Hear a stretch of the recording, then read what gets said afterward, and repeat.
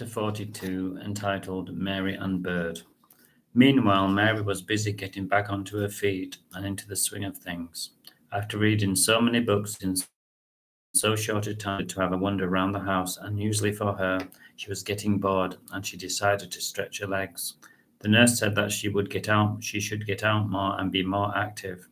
Mary decided to brave walking up the stairs, and which in her present state seemed like walking up Mount Everest. She was huffing and puffing after a few steps, and she began to worry that she would collapse. The last thing that she wanted was for Charlie to find her collapsed on the stairs when he came home from his adventures.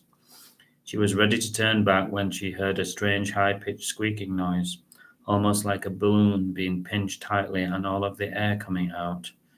Mary followed the noise, and it seemed to come from Charlie's bedroom. She was intrigued, and it was a place that she didn't often venture into, and she felt guilty as she pushed open the door and the squeak grew louder, but this time with strange flapping sounds and mixed in for good effect. Mary looked round and the room Mary looked round the room at the Spider-Man posters and the comics strewn everywhere. She was perplexed to see the Christmas Carol book that she had brought Charlie for Christmas to encourage him to read something meaningful was still looking unopened by the side of his bed.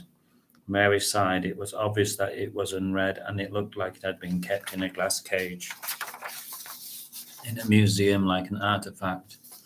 Mary sighed. She wasn't sure if it was going to change despite her best efforts, but she knew that she loved him all the same.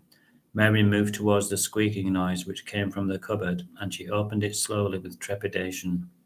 Mary jumped with surprise when she saw the bird there flapping its wings, and then her heart melted like butter. How had it got there, she reasoned, and then she realized that it must have been Charlie, and she took the bird out of the hat, and she marveled at its beautiful wings and the eyes which opened like clockwork.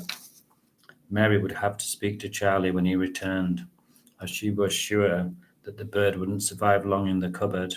She would have to call the RSPB, but not before Charlie returned, she reasoned.